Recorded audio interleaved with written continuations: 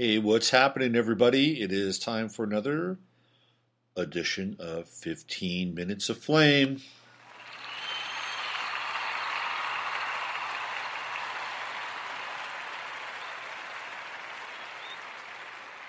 Yes, it's 9 o'clock here on the 11th of April. I guess that makes it 9/11, 9/11, 9/11.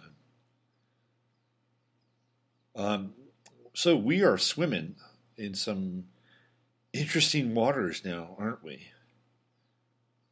After the little missile launch into Syria, and there's all kinds of confusion now, which is apparent and has been and will be apparent with everything that's going to be associated with the Trump administration until Trump is no longer president, which I think probably will occur in September. I think there's a plan for succession, and it could be the fact that Trump will step down right around the eclipse in August. He'll be forced to resign, although I don't think that's going to happen now. I think he has done what he was asked to do, and now all the right people, at least in the mainstream media, are singing his praises, while people on the alt or right media are jumping ship. And this is, again, very, very endemic of the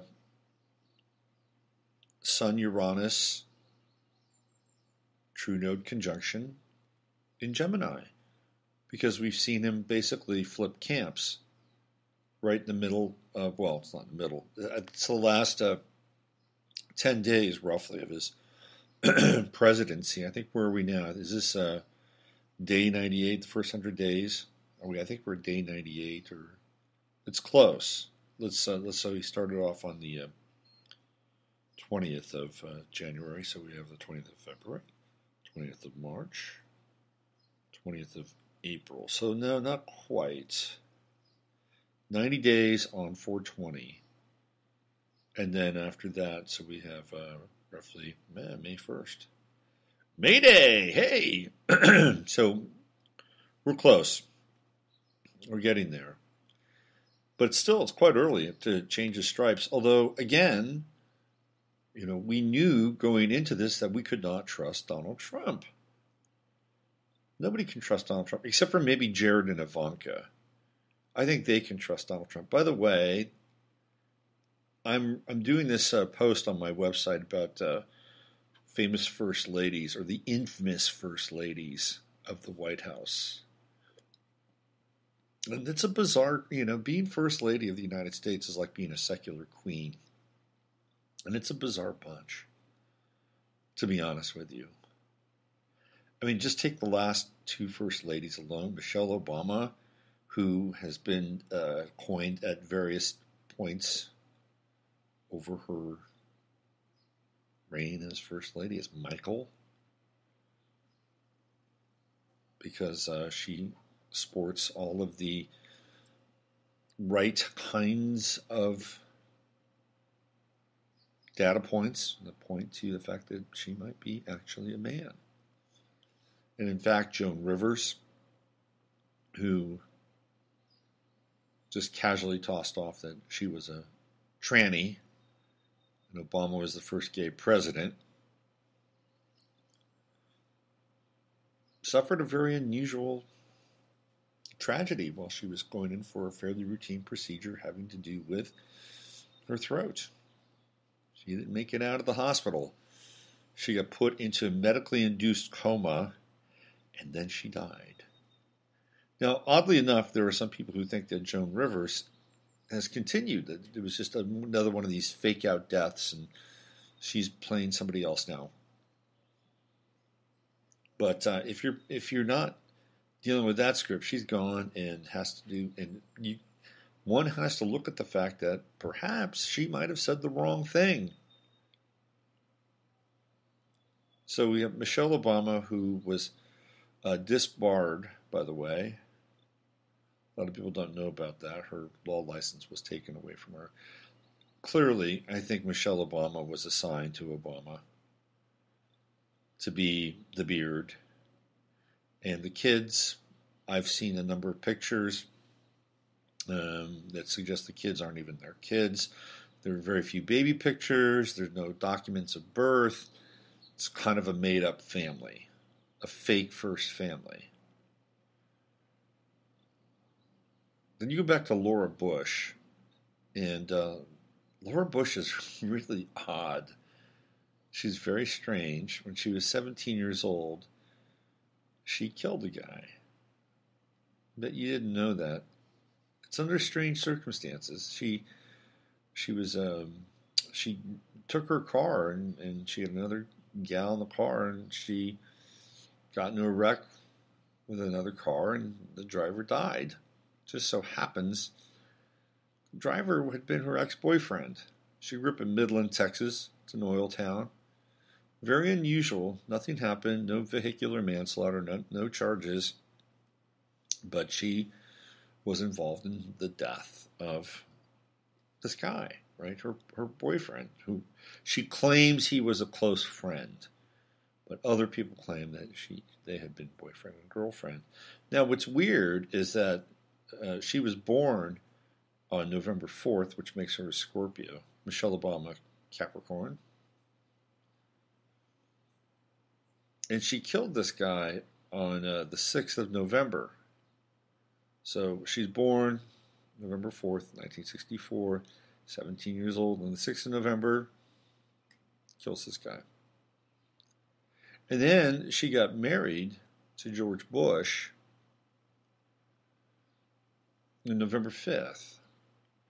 So she was born on the 4th of November, got married on the 5th of November, and killed this guy on the 6th of November. It's kind of strange.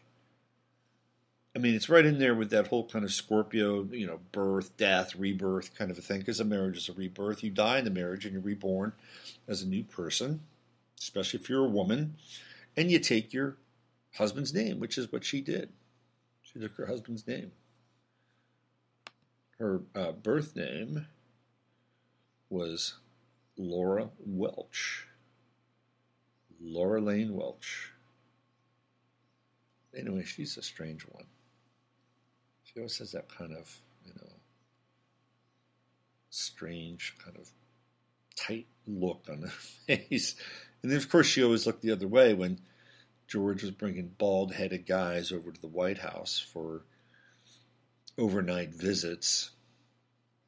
Of course, I'm referring to Jeff Gannon, also known as James Guckert, possibly also known as Johnny Gosch, a young boy who was abducted from his home in Omaha. Very strange legacy. Anyway, Jeff Gannon, a bald-headed, hardcore escort, and also a member of the press corps. Strange. And also a member of the sleepover club at the White House. She just looked the other way. Speaking of bald guys, H.R. McMaster is on the case. Have you seen him? Wow. Supremely confident. Supremely confident. This is the general that replaced Mike Flynn from the National Security Council. And he's widely considered the brightest currently active military mind in the U.S. Armed Forces. Now, Mike Mattis is generally considered one of the brightest non-active military minds. And apparently, I didn't know this about McMaster, but he was a war hero in Iraq. I didn't know Iraq had war heroes. And this is from Desert Storm, I think it was. Yeah. He was leading a battalion of tanks. And they did some damage, and they took a city, and he placed men at every entrance to the city so that the troops could not come back into the city. He won a medal for this because it was considered to be really, really great military strategy. I mean, I'm no military strategist. I'm not a general. I haven't read copious amounts of war history like Mattis and McMaster. But I don't think it would be too difficult to think that once you took a city, you kind of want to make sure nobody gets into it. You know what I'm saying?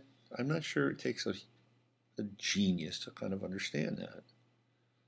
You know, if you had enough men, you'd put them there, and that's the way it goes. And you don't let them come back in. Now, the other thing is that he was very into learning about the local customs, local people, local folk. Apparently, it was very helpful because some of them actually said, "Hey, we're getting a better deal over here." Well, what the hell else are you going to do in that moment? It's not unless you've got a nice cache of weapons and bombs and a hole underground in order to dislodge those guys. You're probably going to say, "Well, it looks like we've been conquered. May as well see if we can play with the new team." It's 9/11.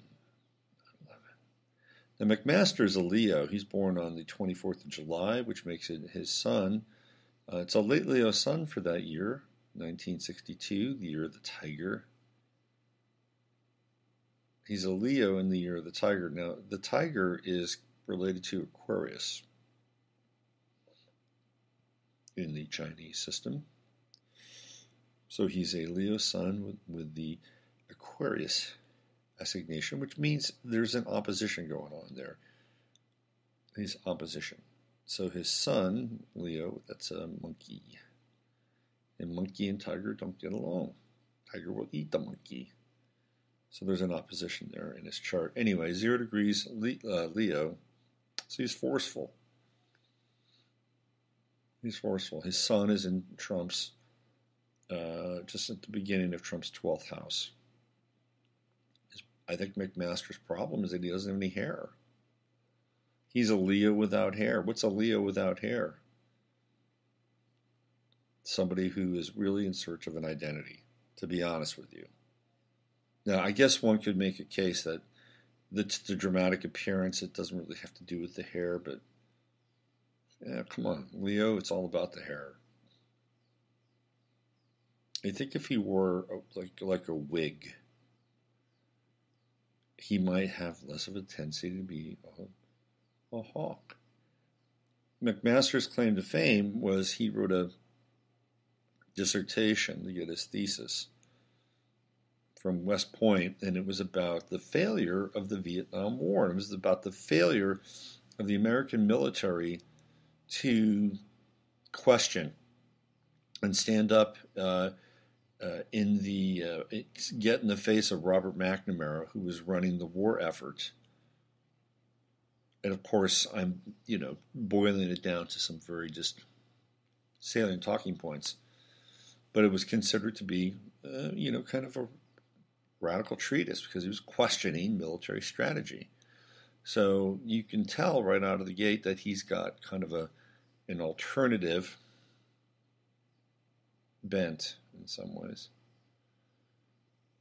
Well, his Mars is in Gemini. I believe it's 10 degrees Gemini.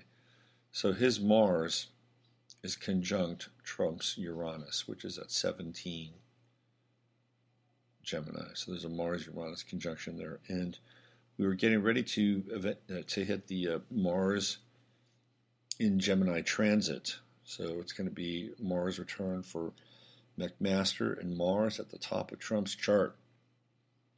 And that's that period in May that we were talking about. So McMaster is running the show, at least for now. And now, look, I've heard a lot of different things, and we're all trying to sort through really what's going on here.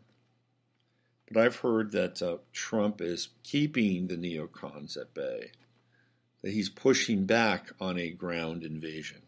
That's what I've heard. I wouldn't, I'm not Mike Cernovich. I don't have inside sources. But so I've heard that's the case. I've also heard that we're going to have troops on the ground in Syria, and that's going to happen by June. I've also heard that we're getting ready to throw down with North Korea, and that the Chinese have 140,000 troops on the North Korean border. How about that?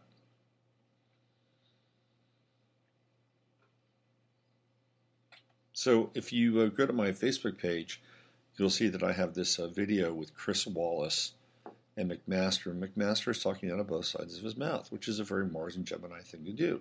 He's talking about how they want to defeat ISIS and they want to destabilize Assad. I'm like, great, so you want to fight a war on two fronts inside of Syria. Why don't you work with Assad and disarm ISIS and get them out and allow for Assad to take his country back? But it's not going to happen. Apparently Assad had a deal on the table. This is what I've heard. He had a deal on the table that he would leave in 2017. He cut the deal with the Obama administration. That's what I had heard. And now with the new administration in, he's reneging on the deal. However, the people inside of the Trump administration know about the deal, so they're pissed. It's a big deal. The main piece here in Syria is it's the oil. It's the oil and the gas, and it runs up through Syria and essentially into Europe. And the Russians control that. If they take that, they cut off a major distribution point for the Russians, who make money off pumping natural gas and oil, through that pipeline. That's a big deal. The other piece here with Syria is they want to essentially check off the box: Syria, Iran, Russia. So while they're bringing up all this invective around Syria, they're also invoking the invective around Russia. Now, there are the people that are the champions of the 5D chess model that Trump is playing, and they think that there's something else going on, that what Trump really wants is the safe zones, and that the safe zones are going to be where the refugees are relocated, and that magically it's going to solve the refugee crisis. Well, that's not true, because the refugees aren't even from Syria in many cases. In many cases, they're from Libya or Iraq or Yemen or Afghanistan, and so they have nothing to do with, or even sub-Saharan Africa, Somalia, Mali, whatever. I mean, so you have one group of people that are essentially talking about how what Trump is doing is to use the leverage to create the safe zones to solve the refugee crisis, but they're not even really clear about what the refugee crisis is, or where the people are coming from, which doesn't make a whole lot of sense. And that maybe somehow if they cap the quote unquote refugee crisis in Syria, then it's like, well, they can cap all the other people coming in from all those other places. Well, the refugee dealer is Turkey. So if you really want to stop the refugees, you got to deal with Turkey. Of course, there's never any sanctions against Turkey. That would be too proactive in a lot of ways. Then there's this other scenario, and I apologize if I'm about to offend somebody or people out there. Not the case at all. But there is another scenario where Trump and Jared Kushner and Putin are part of a much larger crime syndicate. How about that? Wrap your head around that one. And the crime syndicate has to do with the Chabad Lubavitch group that I've talked about and written about on my website. and there are very strong connections between Putin. There are many pictures on the internet with Putin meeting with Chabad Lubavitch, and there is clearly a money trail with Jared Kushner and Chabad Lubavitch. So the idea here is that this is a not only a crime syndicate, but it is also a doomsday cult, so that they can pave the way for the apocalypse and their version of the Messiah to take over and rule the planet. So it's a big deal. We're into some hardcore end times ideology and also some land grab. So there's a lot going on right now, and we just do our best to sort through it all. So I've broken down a few various scenarios here, and I'm sure that the first couple of the White House, Jared and Ivanka, will manage just fine. Not. I put up a picture on my Facebook page. You know, Jared and Ivanka are staying in this house that is reserved for the first families that come to Washington, and they live in this house as a kind of I don't know where the house is, but it serves as like a transition house for the presidents to come in. They come in, they live at this house for a while, and then they go to a new house, you know, or the White House or whatever house it is that they're going to occupy. Well, they're at this house. Trump and Melania and Barron never came to this house. So Trump's first lady, Melania, is not even there. Melania, I call her Melania 3000. That's my new nickname for her. Melania 3000, the presidential model. There's another person/woman who has some unusual background, shall we say. Stripper, escort, MK Ultra, beta slave. Maybe she's even a man. You know, there's that kind of profiling going on with her. No, it's not. I mean, just look at this: Melania, Michelle, and Laura Bush. The last three FLOTUSes, and they're all weird. They're all weird. And then we go back to Hillary Clinton, you know, pre-Laura Bush. Hello. And then you go to Nancy Reagan, who might have been the most normal of the bunch, but of course she hired Joan Quigley as her White House astrologer. She was very into Joan. Joan was very instrumental in helping shape U.S. policy. She's right up there with Steve Bannon. And Nancy, of course, just say no. Just say no.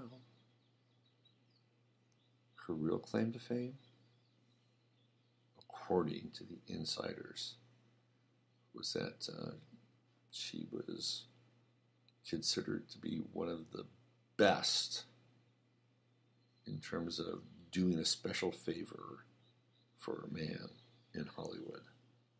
You can fill in the blank with that.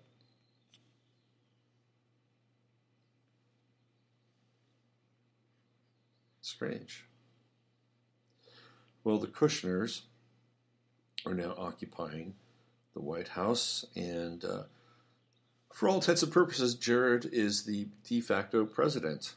We talked about this yesterday. And this photo makes them look like a presidential family, even though the kids look really strange. You've got a daughter who is doing this weird kind of sexual pose. It's not really, it's more flirty. It's a very bizarre photo.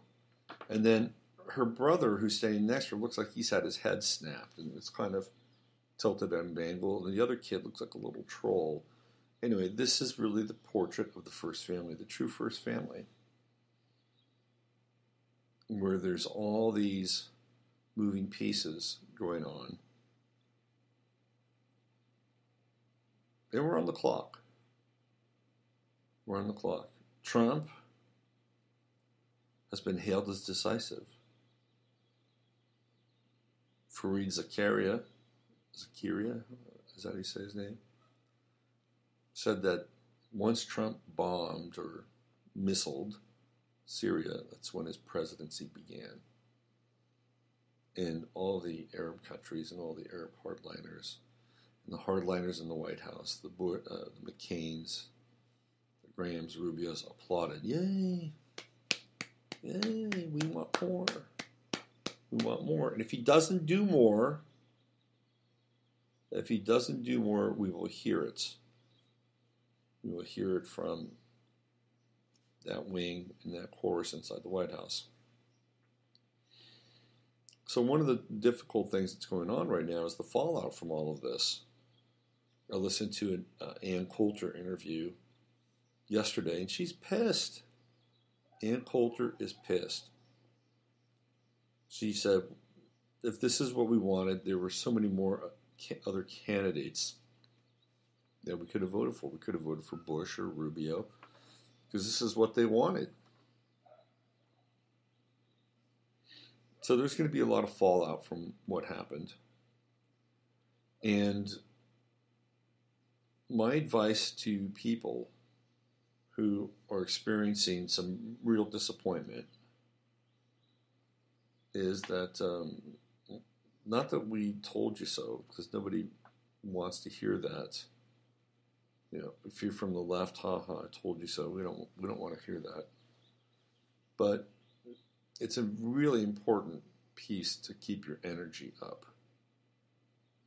You know, this is a full moon right now in Libra, and we're going to go into Moon-Jupiter conjunction, where we can expand and balance our emotions in a big kind of way. So I would urge you, for listening to this stream and then podcast, to really do your best, absolute best, to balance out how you're feeling emotionally.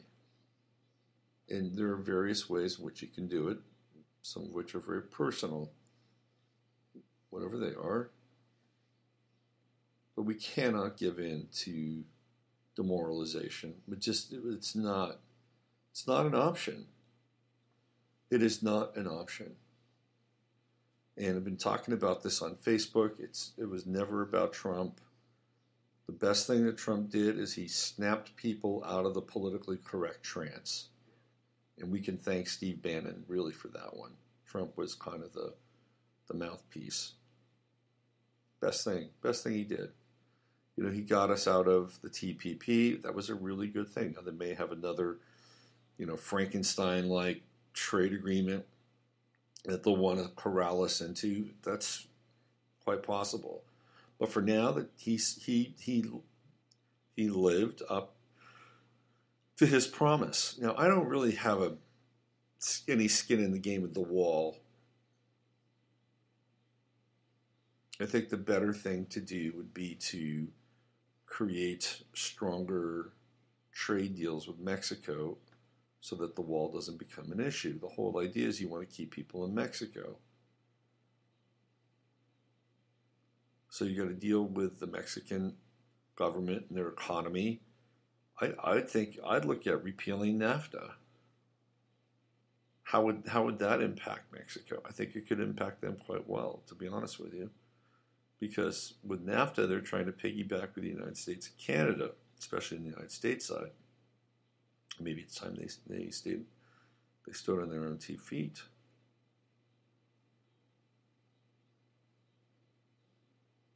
So the whole idea here is to not slip into demoralization.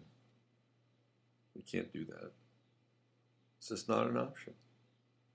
Not an option. If you feel bad, it's okay. If you feel duped, that's okay. If you feel you've been betrayed, that's okay. Just get through it and move on. Take your time, get through it and move on. And understand it was never about Trump. It was about the disruptive process. And it was about being able to break the bonds and the chain of custody from Bush and Clinton to Trump. Now, one could make a case that what we're getting now is a version of Bush or a version of Trump. Or Clinton. It's possible. But it's not them. And to that end, he's lived up to, at the very least, what he was there to do. And even unplugging from the TPP, kind of an important deal. The rest is up to you. What are you going to do? How are you going to get through this? Because we can't allow the external world ultimately to determine our internal reality. If we do that all the time, it will be a distortion, a complete and utter distortion, and we will have zero center. We'll have no center at all.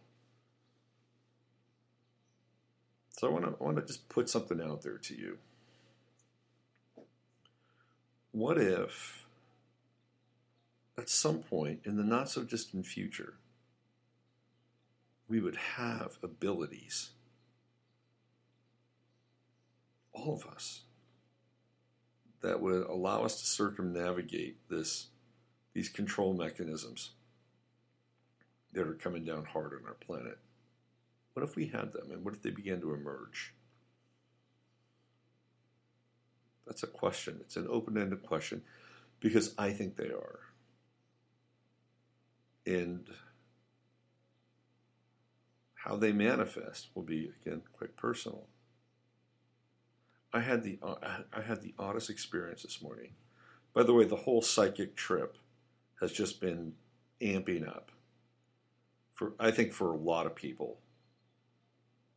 And what I mean by that is you're thinking about somebody they call, you're thinking about somebody they email you. There's this kind of group mind that's evolving. That's number one.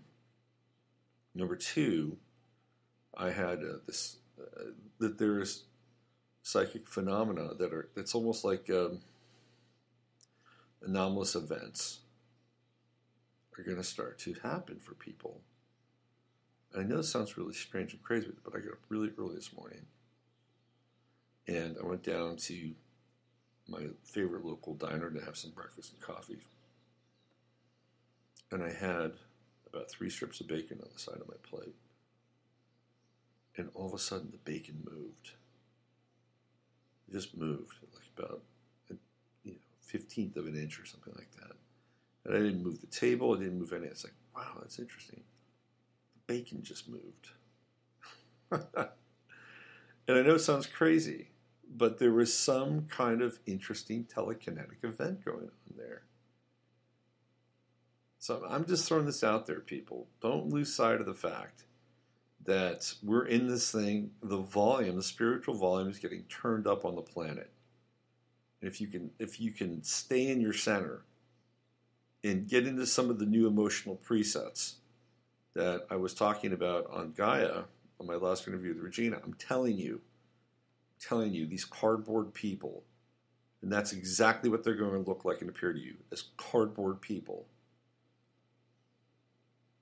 They have zero power over us. Zero. Because we're coming at this from a higher vibration. All right, why don't we stop there today?